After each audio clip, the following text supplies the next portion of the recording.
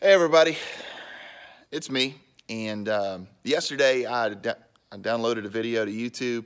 I had a direction that I was going in, but today I stopped by the downtown campus for a little bit to pray. And God really began to stir my heart.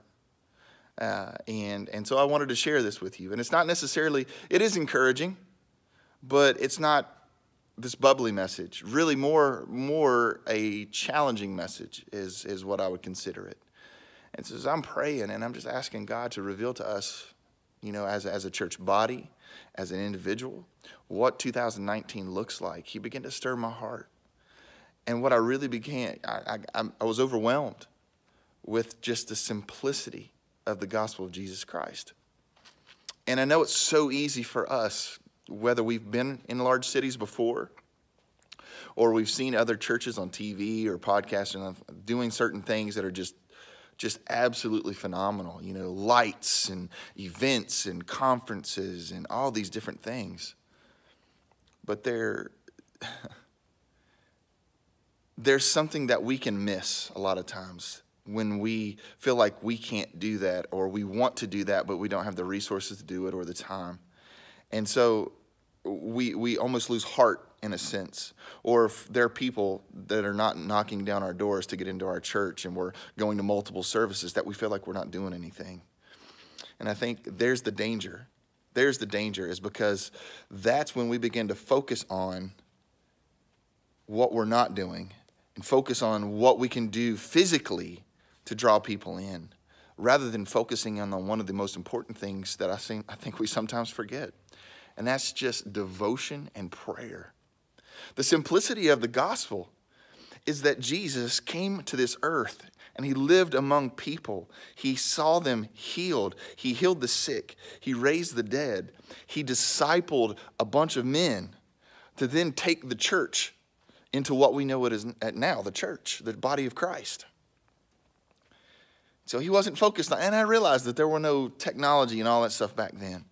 But I think that's the danger in technology. Technology is awesome, and I'm not saying that we shouldn't do it. I love it. I love going to Elevation. I love going to Victory. I love going to all these larger churches that got stuff going on. All the programs and all the paid staff, that's all great. But I think a lot of times we miss the simplicity of everything. And we miss the story behind how they got where they are. And I think that's the danger, is that we want what they have now, what it's taken them 10, 15, 20 years to get there. And so I just want to challenge you today to begin to pray.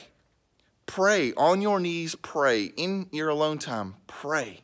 Because here's what I'm reading in Acts chapter 2. It says this, that they devoted themselves, this is verse 42, they devoted themselves, talking about the believers, to the apostles' teaching and to fellowship, to breaking bread and to prayer. Everyone was filled with an awe at the many wonders and signs performed by the apostles. All the believers were together and had everything in common. They sold their property and possessions to give to anyone who was in need. Every day they continued to meet together in the temple courts. They broke bread in their homes and ate together with glad and sincere hearts, praising God and enjoying the favor of all the people. And the Lord added to their number daily those who were being saved. There was no church service, folks. There was no church service. There was no downpours. There was no conferences. There was no growth track, no nothing. Now, again, hear me out. I'm not saying that those things are bad. I love what we do here. I'm very proud of what everybody has done here. But what I'm saying is, what is our focus?